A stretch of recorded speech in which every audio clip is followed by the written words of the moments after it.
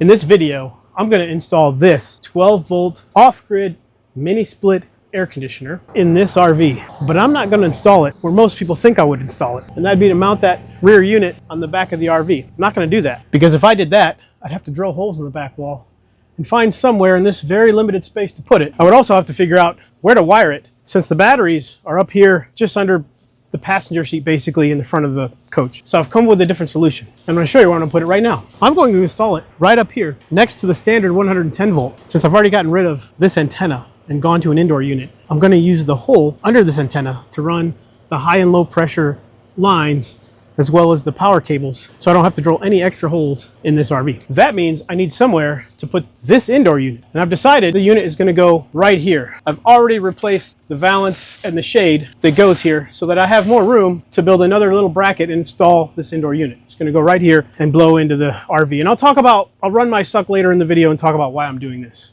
But this is about a $350 unit. I got it from Amazon. It is a Fogo, F-G-O, Tech, T-O-G-O. It did drop down to $240 a week or so before Black Friday, and it was there for a couple of days, but then it's back up to $350. There are plenty of units that look a lot like this one on Amazon that look like they're for $250 or $350, but they have a $100 shipping fee. They take forever. I bought this one because it was $350, so it was the lowest price without shipping, and it got here quickly, so that was good. I had previously installed this in my boat. I'll put the link down in the description of those videos, but I ran it off of basically 12 volt power. Let me show you what I'm going to run this one off of. Hoses are going to come in here, and they're going to run over to this side to this unit, and then the power cables I haven't figured out yet because the batteries are down here. And for now, I'm just going to run this off of lead acid. So the problem, I've got about 15 to 20 feet to find a way to get the cables down here if I want to run them right off the battery.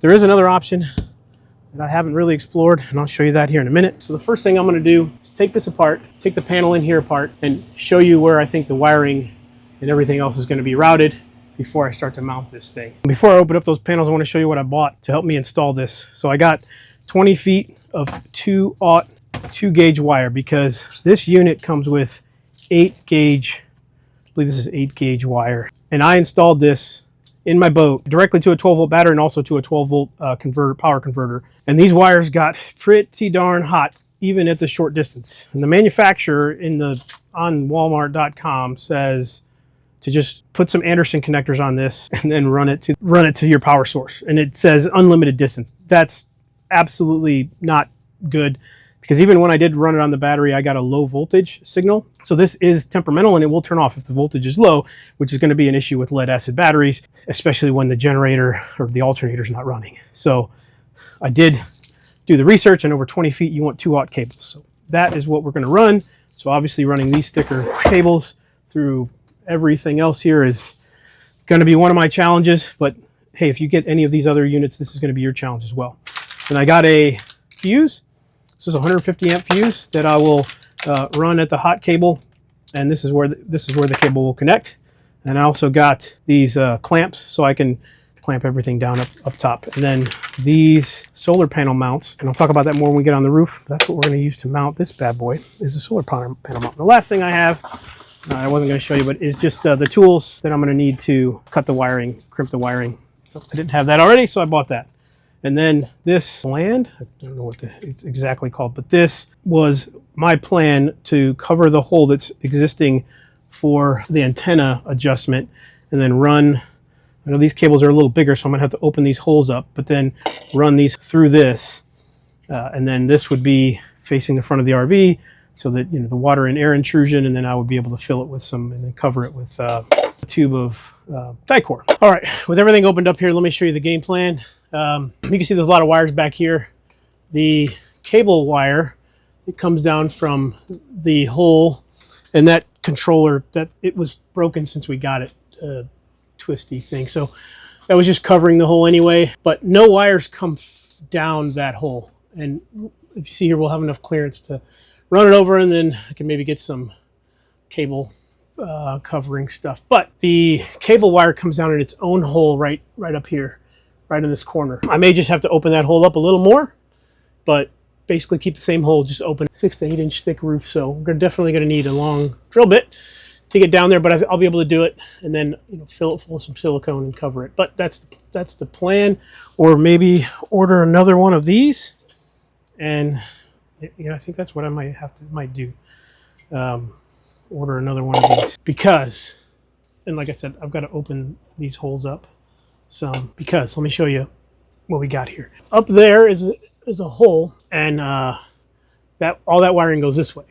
All this other wiring goes down underneath this bottom panel, and I thought, oh, maybe it goes over here and then goes down, but no, the wiring here also goes under this panel. The wiring goes down probably above the window here and then down below. This here is just there's an outdoor TV, so it's got a little pop out there, so there would be a way if I could get into the wall to run wiring down. But yeah, this would be an amazing chore to find the wiring chase to get it down there, because if it was right here it wouldn't be too bad, right? I can go straight down to about approximately where the batteries are, but above the battery there's only one hole, and that's for the outdoor speaker that comes from somewhere else. So my plans have changed, just as you may have to shift on the fly to decide how you're going to do this, but hopefully this helps you. And I know you're not going to have the same exact RV as me, but this is my plan. So my dirty under my refrigerator here is where the inverter is. We have a 1,000-watt inverter.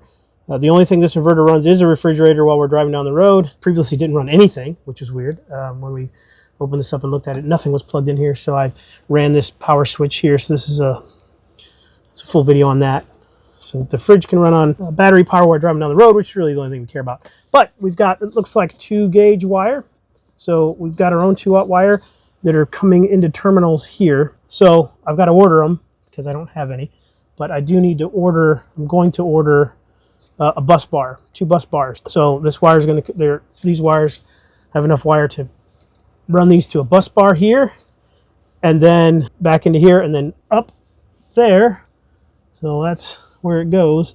And those wires are going to go back up to that cabinet. So yeah, that's the plan. Oh, they're coming from a huge hole right there with nothing in it, but maybe I'll vacuum that out too. Obviously this is the chase of where the wiring goes, and then clean all this stuff out behind that panel there. It's just stapled on is where the wiring clearly runs, and then here as well. And this is good also because this air conditioning unit needs to use that, needs to right there, right there where the laser is, that is the condensation drain. So I did not want to run a hole out the side of the RV to condensate it. So what I'll be able to do, I'm guessing it'll be right around here. I can come into this trim here, and then behind that panel, and I'll just run it down, and then there down here is a, and I'll run it through the floor. So I'll have to get an extension of it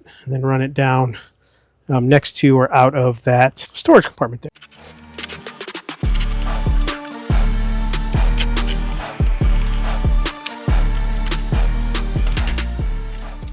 All right, well, I've got access to the control unit. It's got this, had this little cover here. These are some very small screws. These screws are definitely going to be an issue with the wiring that I have. So I've got to take a look and make sure that's going to work.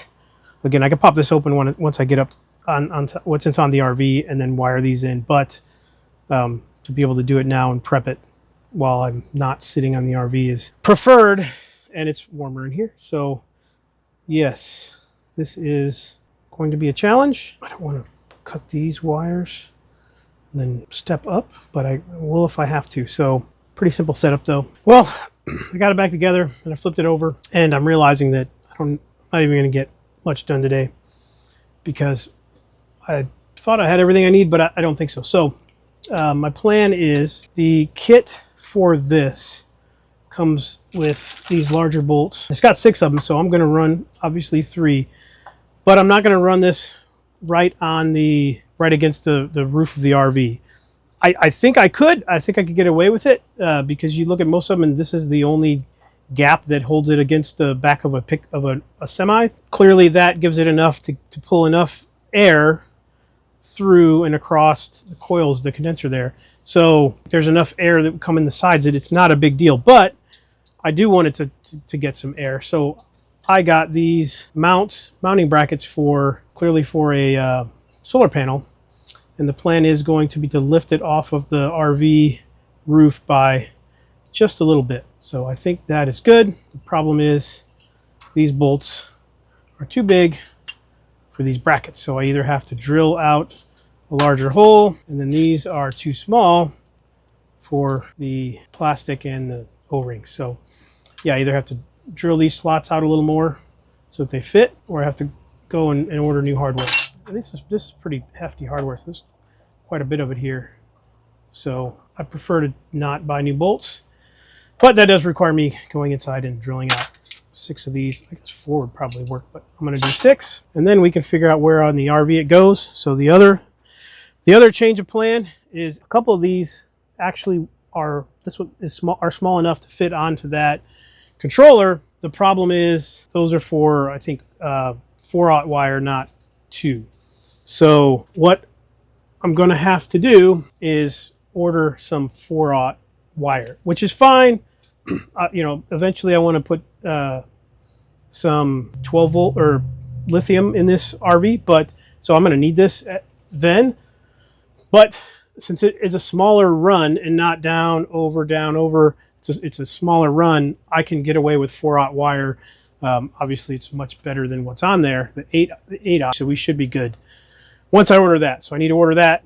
I need to order another one of these pass-throughs for that wiring, and then I can actually start this project. So I don't know if I have enough time today to drill these and actually mount it on the RV, but my plan is just simply to take some of this weather stripping and put it on the bottom of these and then screw it right into the roof of the RV with the provided screws. So the installation is going to be pretty simple once I get it up there, and then obviously just cutting the holes and getting it run down into here once I figure out where it's at, hoping that these screws don't drill into some passage of HVAC or wiring chase or something, but we will deal with that when we get to it. We're just cross our fingers and live with it. So a little bit of progress and everything's ordered. I think 4/0 wire is going to fit into this wiring loom, so I didn't order any new wiring loom.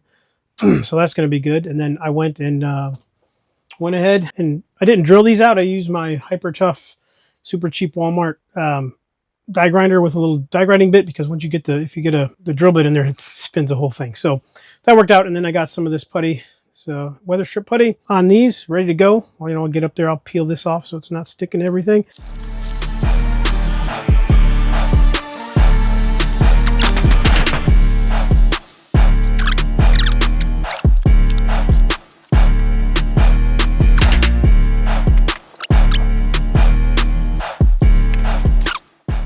Like right here, getting to this screw is going to be a thing otherwise, but that's not too bad. Right here for the power goes in here. Maybe even get closer to this. Yeah, right here. It's up off the thing. I'm just going to leave it up here. I'm not going to screw it down. I think that'll be the last thing I do. Make sure these wires are short enough. If I have enough wire, maybe I'll move it to the middle, because these pressure lines are kind of long, so they're going to be snaking around up here. So yeah, I do like this location, but I do like that location. But if my wires are long enough, it's going in the middle. So that's the plan. Well, it's the next day. None of my parts that I need are going to be here until tomorrow, but I went ahead and I built this little, I could have used smaller board if I wanted to, but this all I had. I like how it's a little thicker there, and I used some white matching screws here. I could finish it off, paint it if I want to later, but this is up in place, and I put the AC unit up there. So there is, there's the top of the door, and just in case anybody would be interested to see, as you go down I'm only 5'8", but I'm not even on the bottom step, and I can just barely touch it. So we got plenty of clearance. I do need to go and get 10 feet of hose, and I'll come down. I don't know, it's not going to be very neat right here, but it's going to go in here. And see, I open this up here. So you see where those wires come in, and they come down, and then all the way down. So the other good news is, that hole back there, it literally goes out to the ground. So I'll be able to just run 6 or 8 inches of the hose out there and just leave it. And then maybe I'll put some expanding foam in there. But yeah, here's our wiring chase where we'll wire up tomorrow. So luckily it's not raining, so I could open this hole if I want to, but I'm not going to do that. Well, it's day 4 and our parts arrived last night, so everything I needed is here. So I've got the bus bars, which will go down below. This 4-gauge wiring is so much more flexible than the 2-gauge. Also, it fits in this like gland here. So, well, it fits in this one, but not, no, I think it fits in that one. But either way, since I got to cut one of these open, I'll be able to use whichever one it fits in. But when you back this off, there's a rubber seal in there. You gotta force that seal on here and then kind of put it back together. This little nut back here twists off. So you got to push it in there, but it's going to go right in here, and then it's going to tighten down, and it's going to create its seal like it's supposed to. So I don't have to slobber that with any sealant on the top or anything. So I think that's going to be good. And then obviously this other one I got to cut apart to get those big hoses to fit into. So that's going to be probably the whole thing. But we'll see. We'll cross that bridge when we come to it. But this morning is going to be taking all of the coating off of the top of the roof, all of the all of the just all the sealant off the top of the roof, and then getting access to our holes. So we're gonna do that. What I did do yesterday, day 3, was install this tube. So I cut this hole here. I could probably get a grommet if I wanted to, and I just ran it down here, over, out that hole, which I have some spray foam to fill because every other hole is filled except for that one. I don't know why. And it's down a few inches below the RV, so it's just going to drip right to the ground, and we're going to have no problem with the condensation. Today is our warmest day of the year. Tomorrow it drops precipitously into the 30s. So I need to get working. Today we need to get the die-core on the roof wall. It's going to be warm enough. And then also one of the things, I'll talk about it now so I don't have to talk about it later, is this roof is a 1/4 inch of Luan, this crap foam, and then another 1/4 inch. So I have been busy the last 2 days. I installed this battery voltmeter, and right now it's at 13.7 volts because I also installed 200 watts of solar yesterday. So we have 200 watts of solar now on the roof. It's in direct sunlight, so it's giving us 13.7 volts now, pushing to the battery, so that's going to be great. So I was busy. Both of those will be 2 separate videos. This will also now have 200 watts of solar to help us push it, and we can see how long it runs during the day. But obviously we're going to have to wait till it warms up a little bit to really get a good test. Because when I came out here this morning, it's already bumped a couple of degrees. It was 44 degrees in here, even though it's almost t-shirt weather outside. It's like mid-50s, climbing to the mid-60s today. So yeah, it was cold in here. So I've got this one running so we can warm it up just a little bit. But let's get on the roof and start peeling off some Eternabond. Here's our dilemma: die-core and some Eternabond. I put this Eternabond on. When I installed this, I've got a metal scraper and a plastic scraper. Obviously, I'm just gonna carefully not cut my roof, a hole in my roof. But yeah, we'll see how this goes.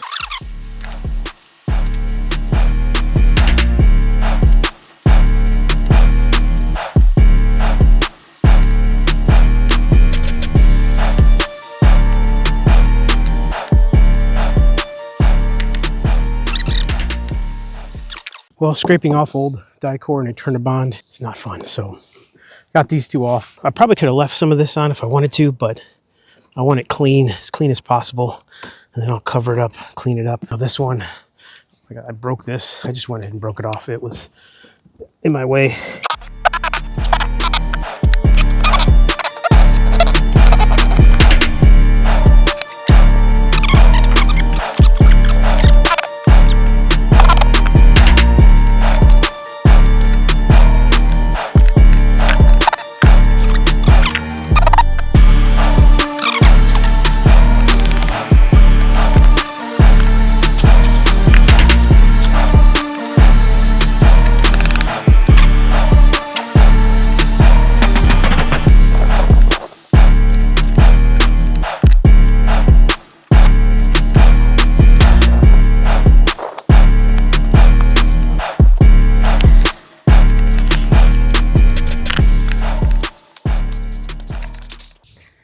Yeah, well, this is a mess. We've already got 2 tiny rips here that I'm going to have to cover with. Got some Turnabond and then Dicor. So yeah, we're getting close. The generic Turnabond has all been laid. Everywhere there was even a little scratch. I don't think I did these, but this had a little scratch there. This was superficial, but I just went ahead and put a piece down anyway. Obviously over there, and I'll put some sealant over top. I did clean it with acetone. So I've done this, you can see how it's clean here. This I'm waiting for the gland thing, the entrance part, and then I'll worry about these holes once I figure that out. But I think we're ready to grab drill bit for the electrical and figure out this one. Decided to do this out at the table because I didn't want this stuff all over the RV, and I have a bad back, so I'm gonna sit down. So this is gonna be our wires coming in, or hoses, and this just needs to go over top of that. So first I'm gonna cut out here. I've just got this Walmart Hyper Tough die grinder, and I'll move my hoses so I don't get any contaminant in there. Then we'll see how it fits. And my preference, not burn myself, is also a preference, is to get these through. If I could get both of these in and down into the hole, then I retain this flange for butyl. So let's see if we can open up just a little bit more. This one is what I'm worried about. This one and that one. And I think we have enough room for our power cable also. Yeah, pleased with that. Just gotta go big one first, it looks like.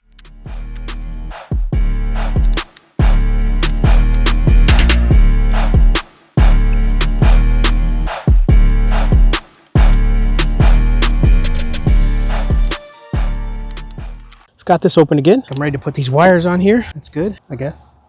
Right? Good news. All right, well, if you're gonna do this, just know that one of these standard mini screwdrivers does not fit onto this control board. So you've got to get something like this, something angled, and it'll get down in there. And what I also brought was this little bit, so I can hopefully, the other way would be to take the condenser and the dryer out of here.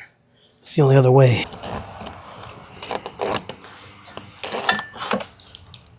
Next step is connectors.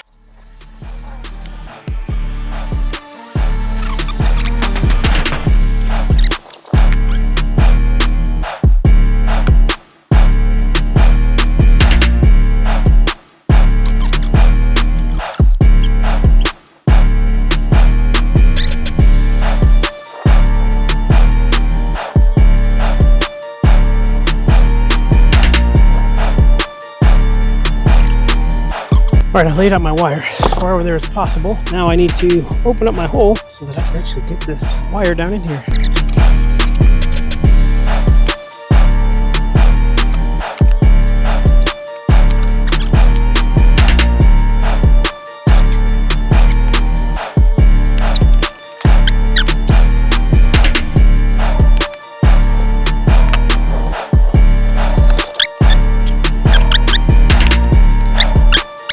All right, well, it was a trip, but we got the wiring right about where I want it. I'm gonna go down, see if we have enough. So we need to be moved right now.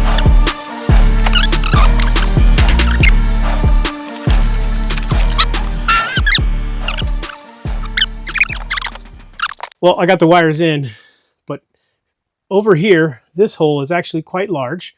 The problem is over here, it's a very tiny hole up there, and there's no room around the other wires. So I've got a angle drill bit, or an angle drill tool thing, and a very small spade bit. I'm going to try to put another hole up there because why not?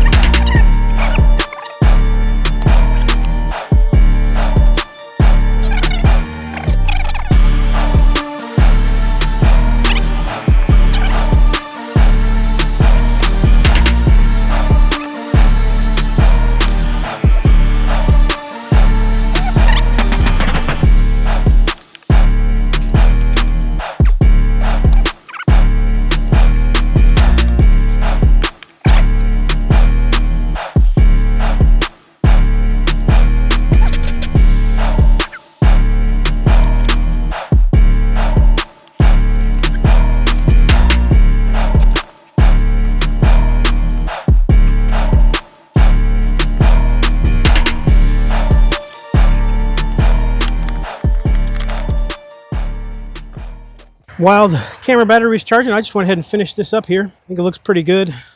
I haven't put the die core on yet. That's next. Clean it off again one more time and then put the die core on. So yeah, these turned out really nicely. Don't have to do anything around there. I will fill this in some with die core to get some die core down in there to make sure that is nice and sealed up. The rest of this is good. I'll hit some of the edges of this with die core. And I went ahead, I do have some 5/16 by 1/2 inch bolts, and I just put one on each side. These ones that came with these brackets seem to be doing fine. But back there was no structure for those solar panels, and it was just a mess. Nothing was working. So like I'd already showed, these wires just went right in there pretty easily. Screwed them right in. I went a little crazy with the hold downs, so I'll have to put a little bit of core on top of each one of those. Otherwise, the only other thing I got to do is get my compressor, my vacuum pump out here, and gauges, put a vacuum to this, and then go get some Freon. We'll die core this. I'll show you that. Go inside and do the wiring. There it is. This is what we did. Hopefully the die core, it's a little chilly. Well, it's not that chilly. It's still 60s. So back there, I mean, it goes on like marshmallows. It's so thick. This was 3 tubes of die core. Those 2 solar panels took almost 1 tube all by themselves. That tube had been sitting for a while. It was going on like marshmallows, so you had to put it on thick to even appear that it coats it. And then the rest of this took basically 1 more tube, but there's a low spot down in here. This is just full of die core right now, so this hopefully will level out a little bit. And then the one thing I did is go over the front edge of all of this fake sealant tape, and well, it's not fake, it's just not the name brand, so that the wind doesn't catch the edge, you know, when we're driving down the road and start to peel it up. So hopefully that helps. Is it a thing that people do? Who knows? But yeah, it's all built up there, multiple levels. In the summer, I think as the tape heats up, it'll do one, but the tape that was on there was good, so I think we're good. We're good here. I just need to go get my gauges, pump this out with the vacuum, and then we can work on the inside. Just need to wire it. That's it. Well, this is the simple part. You just need a special set of these gauges. You can probably rent these from any auto parts store that rents tools, but I have 2 sets actually. And then what you're also going to need is this pump. This pump here is going to provide the vacuum. There's other pumps similar to this one. There's a vacuum one that's much cheaper typically, but it is what it is. You would need an air hose and a compressor, so you still need some specialty things. But so it's pretty simple. Red and blue, high pressure, low pressure. One's big, one small. So they always go one way. And then very often, this fitting here, it doesn't come with the right fitting. But I know I have the right fitting because I've used this multiple times. Hence the need to actually even buy one. So this one twists on. This is standard R134 automotive Freon. So you squeeze this and it pops on there pretty easy. And then these twist in. This pushes the valve in. So now you know you have activation of the valve. The little Schrader valve, basically the same as a tire. And then you can put pressure on here. And once the pump is on, you turn this one up. Open these up. And these gauges will drop to like -30 to make sure all the connections are tight. Then a quick test, close these real quick. Turn off your pump. And then watch your gauge. So this one's still below 0. The hot is pegging the little stud, and the low is at -25. Just look at it for a few seconds, 10 seconds. First time I did this, one of those O-rings wasn't seated, and it was immediately going back to 0. So we're holding zeros, we're holding pressure, so we can go ahead and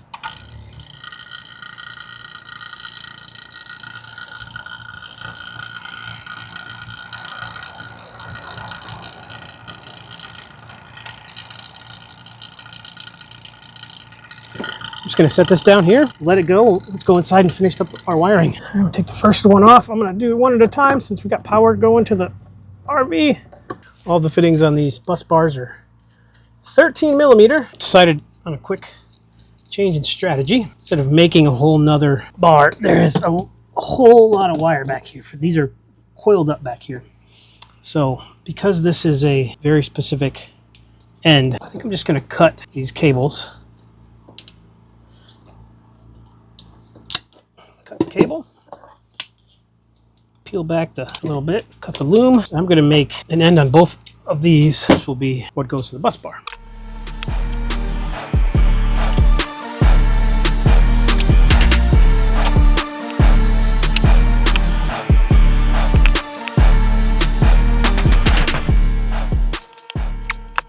Just gotta do that 4 more times, actually 5 more times, and we'll be all set. All right, I finished the negative. Here's the bus bar. This one, the way it comes out, wants to go here. Not a big deal. The other ones are here. I'll put this little cover on it. We'll be protected, and then I'll move to the hot side. The pump is off outside, and I've closed the gauges, so we're going to see if it holds negative 30. While I do this, it should take at least 20 minutes. And here's the wiring. There's a red bus bar. So negative, positive. Kind of tucked it down there.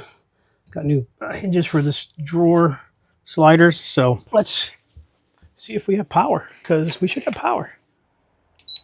There it is. It's on. But I have to go make sure the pump is good. And I also have to, I was trying to turn on.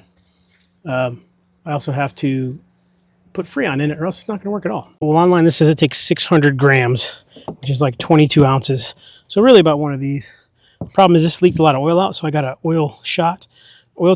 I'm going to do this first while this has vacuum. Now, one problem I noticed, I remembered it last time, and it did it again this time. If you don't get that cap on there, it will start leaking. You'll hear it hissing, but it's not hissing because it's leaking. It's hissing because it's pulling air in. That Schrader valve is not rated for 30 pounds of vacuum. So it'll eventually stop, and it'll still have some vacuum, but it will pull some air in. And that's unfortunate. So I'll go ahead and put this one on there and then shoot some in there. And this is just oil. I don't think this needs a lot of oil, but oil nonetheless. There's some oil. Now I'm going to put the actual canister on here. You can buy a little tap and use the cheaper ones. This was not a cheaper one, but I want to show you can just use one of these if you need to refill it. Actually, it'd be cool if they put one of these on the thing that you had vacuum in it. So I want to put some Freon in here first. I'm going to go turn it on. I'll leave you up here to hear how quiet it is and see how it goes.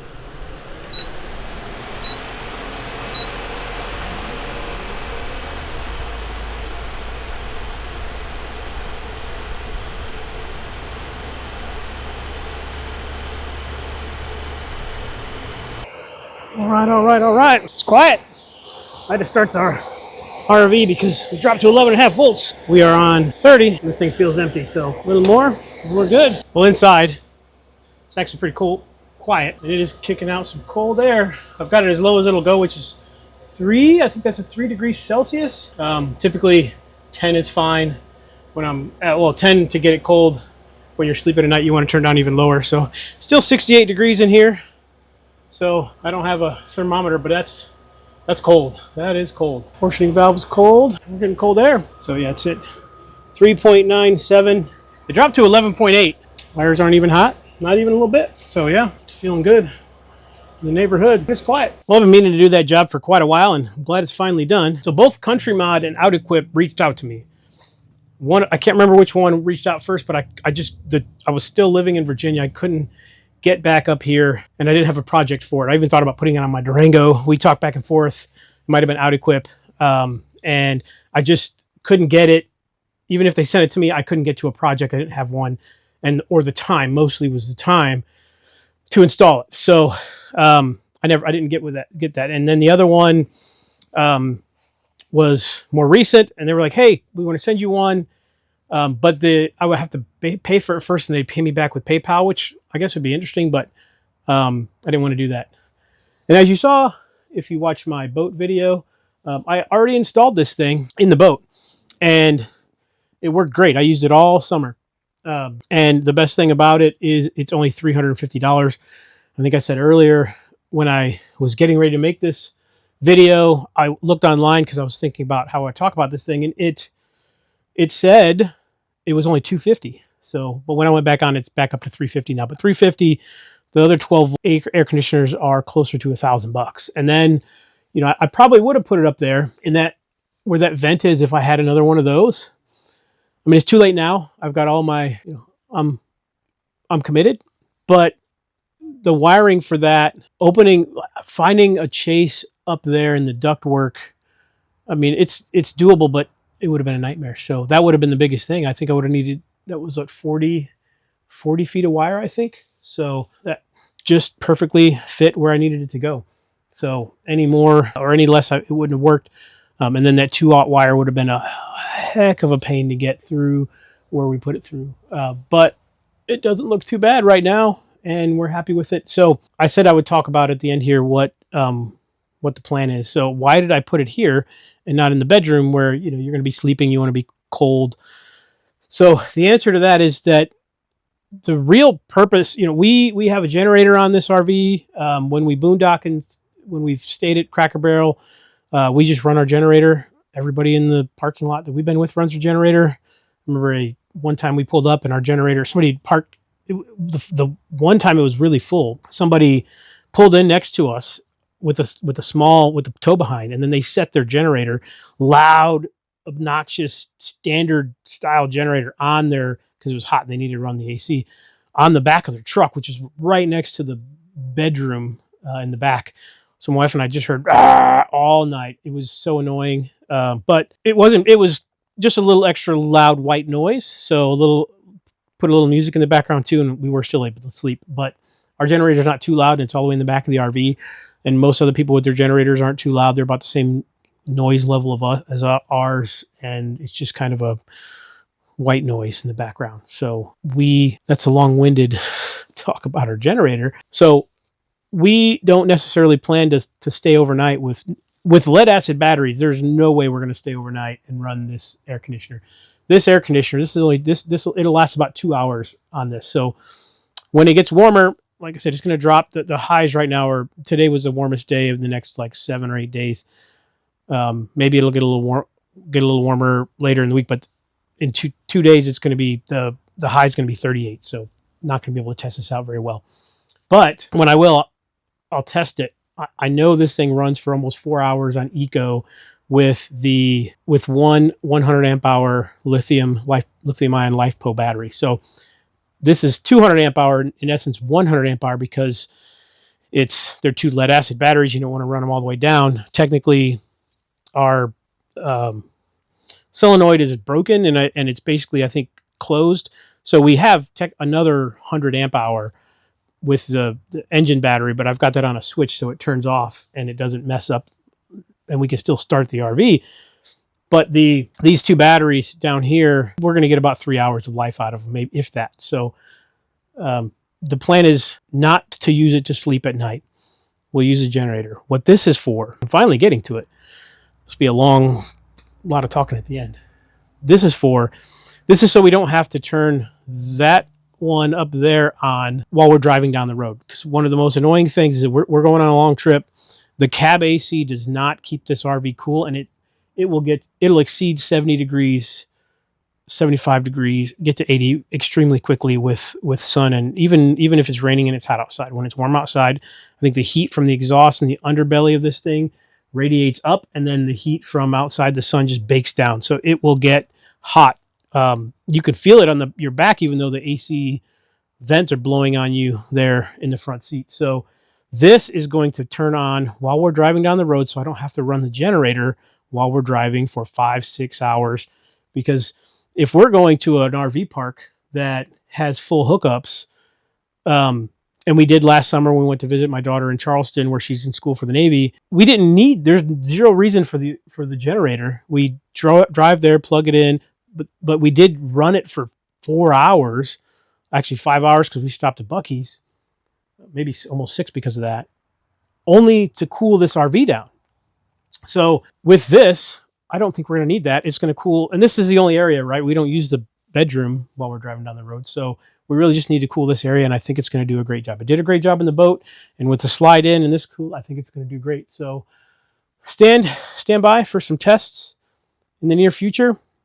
If this video gets likes and a company watches all the way to the end and wants to throw a couple of lithium ions at me, I want to put just one 300 amp hour down there. That's a thought, but I don't have the money for that right now. But I think that would be easy to just drop one 300 amp hour right down there, leave everything else alone. I would need the upgraded solenoid, the BMS, whatever they call it, solenoid. And now I've got solar, so now solar can keep this thing charged and running. But yeah, guys, I got a mess to clean up. I don't think I'm going to get it all clean until the rest of the family's home. We can do it till tomorrow. But thanks for watching. Hopefully this helps answer some questions or motivate you if you want to put a 12-volt AC in your RV, van. Some of the other videos of folks doing the OutEquip or the other one, CountryMod, it was the wiring. They just hooked it up and then, or they ran wiring somewhere random, right? They didn't finish the wiring. So hopefully this gave you a good view of what you'll have to do to run the wiring, even if it is, like one of those other ones that you're going to put up in the vent. And, I'm sure if you didn't like what I did, how it's horizontal, they yelled at it in the boat. It was almost completely horizontal. I don't care. It ran just fine. I think if you open up those other ones, they're basically set the same way. The fan blows out the top. So this is that just laying on its side. So don't yell about that. The only other option I thought about, and if I was concerned that this wasn't going to work, the wiring was going to be too long, but in this cabinet here, right above me, I did think about putting that another battery. So taking that other 100 amp hour lithium I have and putting it in there. So then the wiring would have just barely had to come down and run right to that battery. So that would have been ideal, maybe not ideal. If this wasn't ideal, if this was the ideal solution, I think what I did, if this wasn't good, that is what I would have had to do. And I think that would have been good, right? I would have had to either run another charger or run some wires up there to give that battery a charge, and then, everything else. So yeah, that would have been great. But hopefully soon I'll be able to test this, show you how long it runs on these batteries, and then maybe upgrade to solar and show you that.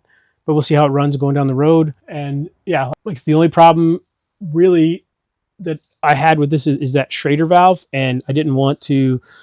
I think I have some more Schrader valves in a kit that came with my gauges, but it probably needs to be upgraded. That Schrader valve just isn't. I don't know why it doesn't like that low negative, but it just don't let it leak for too long and get the fittings on there, and it's good. So it did the same thing the last time, and it's good. And you saw I put some extra oil in there as well because it leaked a lot of the oil out. So now it's also oiled in there. So that's it, guys. Thanks for watching. If you stuck around to the end, thanks for sticking around the extra 10 minutes while I ran my mouth.